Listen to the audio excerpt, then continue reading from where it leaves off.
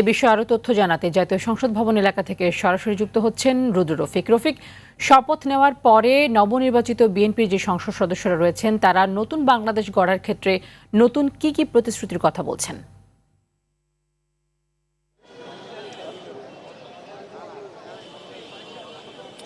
কিছুক্ষণ আগে আসলে শপথ শেষ হওয়ার পর যে দলীয় বৈঠক সেটিও শেষ হয়েছে এবং এখন সংসদ সদস্যরা আসলে একে একে সংসদ ভবন থেকে বের হচ্ছে। আপনাকে আমি একটু এখন এই সংসদ ভবনের গেটের যে চিত্র সেই চিত্রটি একটু দেখাতে চাই। আপনি নিশ্চয়ই জানেন যে সকাল 10টায় আনুষ্ঠানিকভাবে শপথ গ্রহণের কথা থাকলেও তারও কিছুক্ষণ পরে 10:30 পরে আসলে সংখ্যাগরিষ্ঠ পাওয়া দল বিএনপির নবনির্বাচিত সংসদ সদস্যরা শপথ নেয় এবং পরবর্তীতে কিন্তু তারা দলীয় বৈঠক করে এবং আপনি ইতিমধ্যেই জেনেছেন দলীয় বৈঠকে দলের চেয়ারম্যান বিএনপি প্রধান তারেক রহমানকে সংসদ দলের প্রধান হিসেবে তারা নির্বাচিত করেছেন। একে একে সংসদ সদস্যরা বের হচ্ছেন।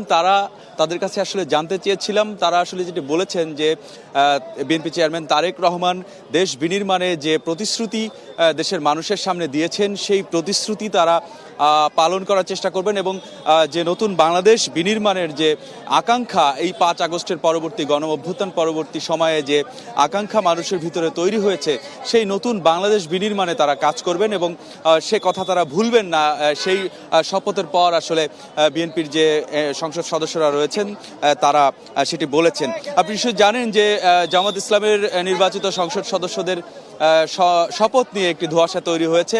কিছুক্ষণ আগে বিএনপির স্থায়ী কমিটির সদস্য এবং নবনির্বাচিত সংসদ সদস্য আমির খসরু মাহমুদ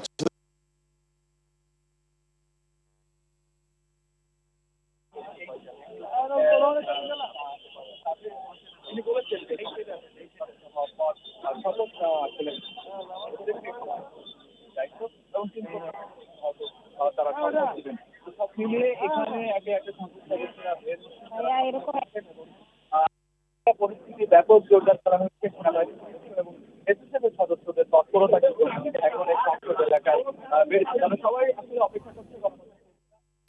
রফিক, ধন্যবাদ আপনাকে। পরবর্তী সংবাদে নিশ্চয়ই আরও কিছু আপডেট আপনার কাছ থেকে জানতে পারবো আমরা। চলে যাচ্ছি পরবর্তী সংবাদে।